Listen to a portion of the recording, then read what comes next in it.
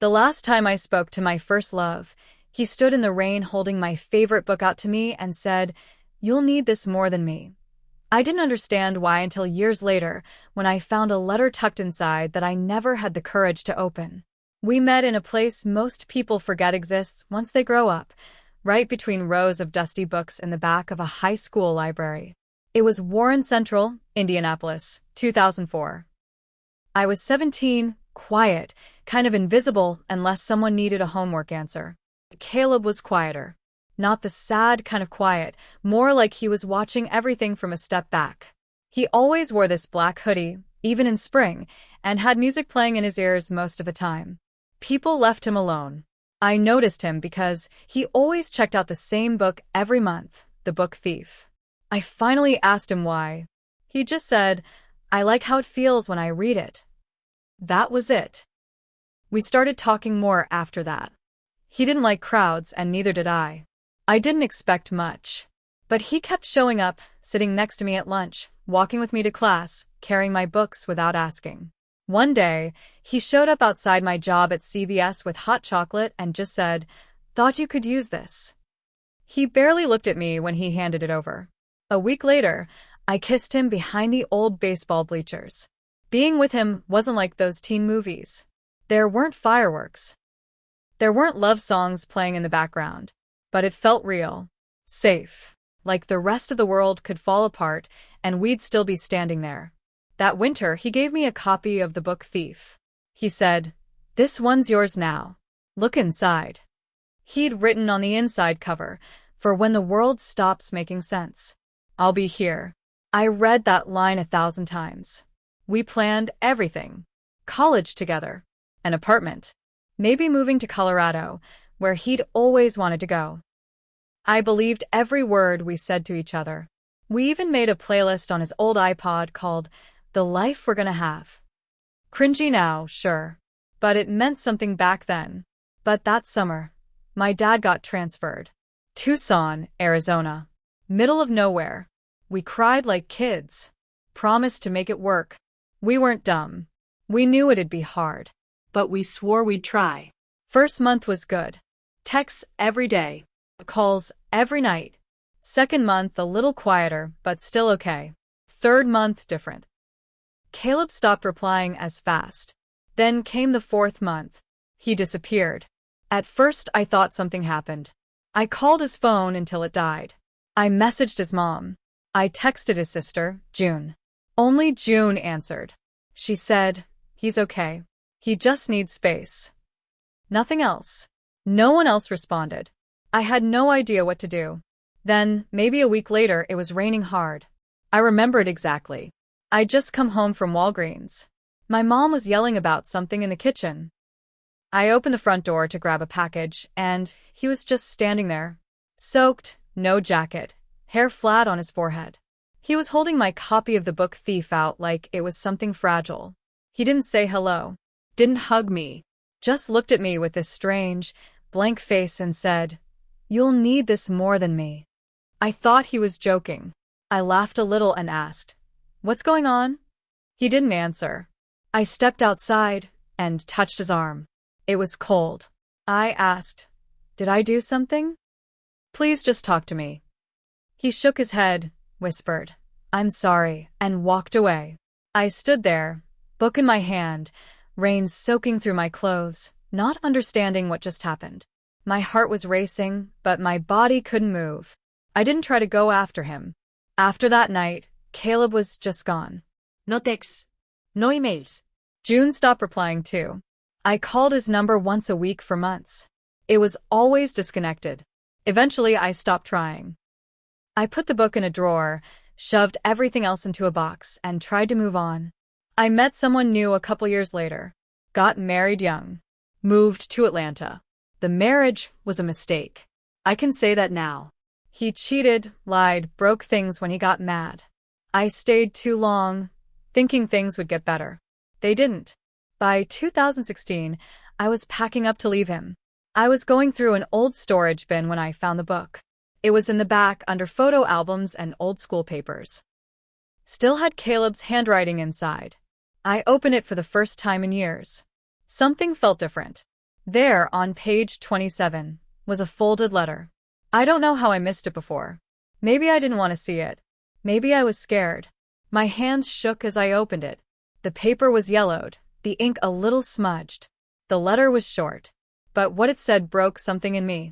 The letter was dated October 9th, 2004. That was exactly 1 week before he showed up in the rain. It started like this. If you're reading this, I probably didn't say everything I needed to your face. I don't expect you to understand now, but one day you will. And when you do, I hope you won't hate me. My hands started shaking more.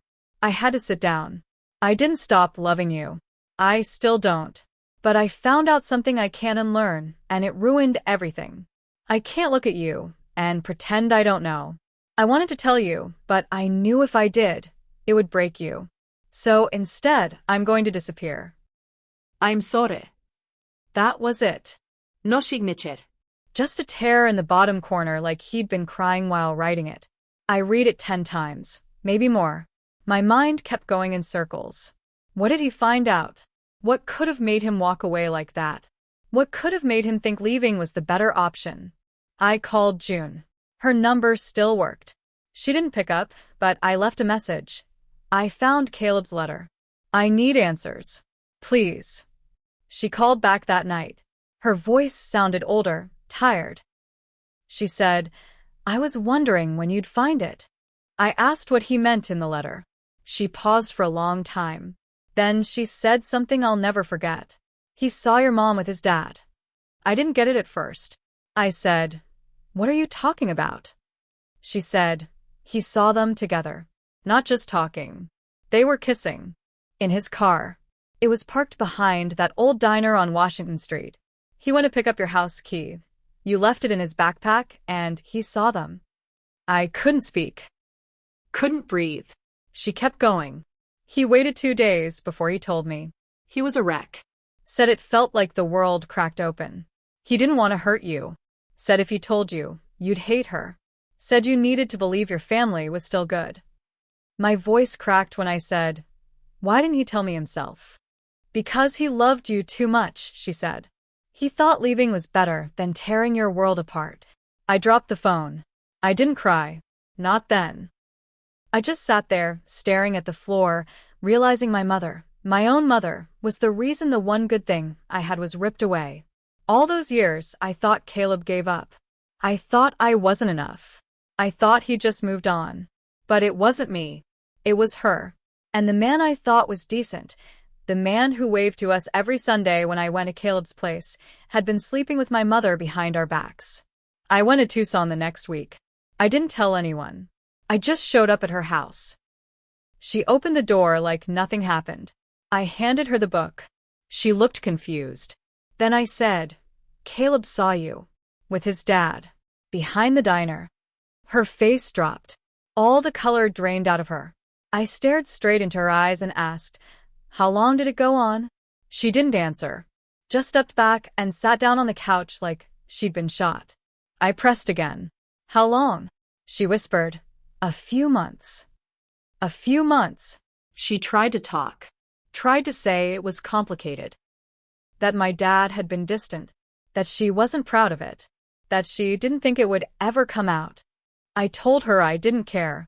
I told her she destroyed the only thing in my life that ever felt solid. And then I walked out. That should have been the end. But it wasn't. Because a few weeks later I got another message from June. This one said, I think you should come to Bloomington. Caleb's back. He's not the same. I didn't answer June right away. I stared at her message for hours. Caleb's back. He's not the same. It had been over a decade. I didn't even know he'd left Indiana. Last I heard, he moved out west. I thought maybe Oregon. But now he was in Bloomington? Less than 3 hours away? The thought made my stomach turn. Part of me wanted to run to him. The other part was terrified of what I'd find. I waited a day. Then 2. On the 3rd morning, I packed a bag and drove. I didn't tell anyone. June gave me the address, some rundown rental house on the edge of town. The kind of place where the blinds never open and the mailbox is rusted shut. When I knocked, no one answered. I turned to leave, heart pounding, When the door creaked open, there he was. Caleb. Older. Thinner. His face was gaunt, with dark circles under his eyes. His hair was longer now, messy, and his expression hollow. Like he was looking through me, not at me. He didn't smile. Just said, "You found the letter." I nodded. I wanted to cry. Wanted to scream. But I just stood there. He stepped aside and said, "Come in." The place was dark. Smelled like old coffee and dust. There were papers everywhere. Notebooks. Printed articles. Maps. String pinned to walls like some detective movie. I asked, "What is all this?" He rubbed his eyes. "I've been looking into something." Then he dropped a bomb. "My dad didn't just leave after what happened. He disappeared." I froze. "What do you mean?" He vanished. Like gone. One day he went to work, never came back. Cops didn't do much. Said it looked like he left on purpose. But I don't think he did. I didn't know what to say. He walked over to the wall and pointed at a photo. It was old. Faded. It showed his dad standing outside a hardware store in 2006. The date was written in pen. I think someone made him disappear. I backed up a step. "Are you saying my mom?" "I don't know," he said quickly. "But I found something last year. In a box my dad left behind."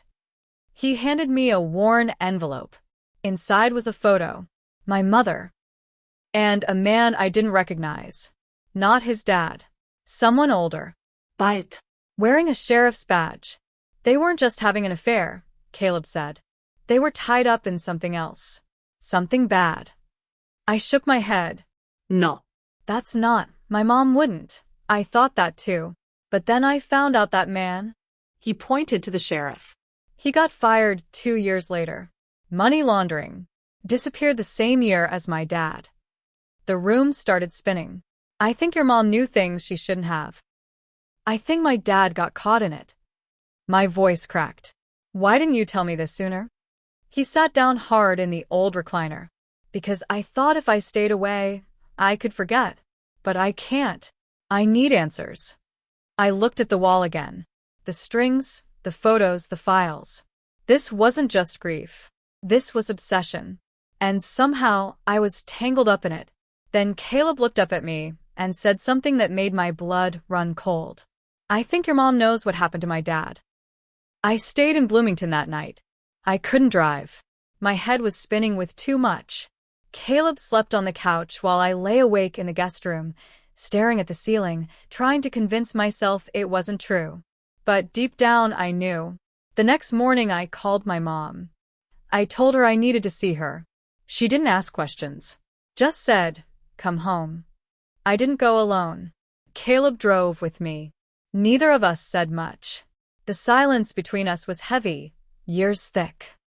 When we pulled into her driveway, she was already on the porch. She looked nervous, like she'd been waiting for this moment longer than we had.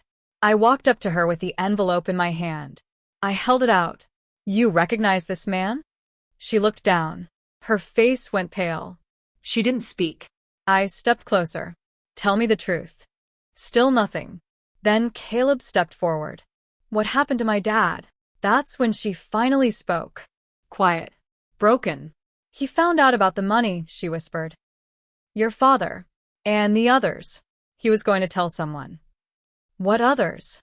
I asked. There were people. Not just me. Not just him.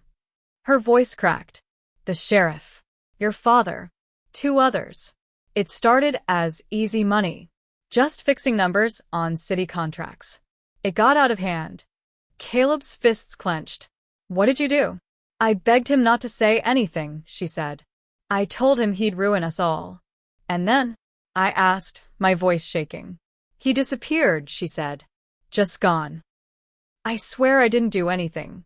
I didn't touch him. But I think they made him vanish to protect themselves. She looked at me like I was still her daughter. Like that meant something. "I kept quiet to protect you," she said. "Everything I did was for you." I stepped back. "You destroyed my life. You destroyed his life." Then Caleb pulled something from his coat. A recorder. He'd taped the whole thing. My mother's eyes widened. You don't understand, she said. You can't go to the police. They'll bury it. They're part of it. Caleb didn't say a word. He just turned and walked back to the car. I followed. We didn't go to the cops. We sent the tape to 3 reporters. 1 local, 1 national, 1 anonymous drop. It blew up fast. Within a week, names started coming out. People were arrested. Some fled. Some got lawyers. My mom.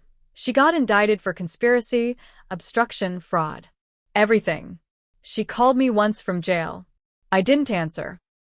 Caleb and I met one more time before he left Indiana again. We sat in the same old diner where our parents had ruined everything. He looked tired, but lighter. I'm sorry, he said, for not telling you back then, for walking away. I nodded. I'm sorry too. I didn't look harder. I should have trusted you. He smiled, just barely. You still have the book? Always. We didn't hug. Didn't cry. We just looked at each other like we were finally seeing clearly for the first time. Then he stood up, left some cash on the table, and said, maybe we'll meet again someday. He walked out. And this time, I didn't chase him. I let him go. For real. Because sometimes revenge doesn't come with fire or fists. Sometimes it comes with truth. And silence. And the weight of knowing someone who once broke you will sit behind bars, staring at a wall, haunted by the sound of their own lies. My mother used to say secrets die with time. She was wrong.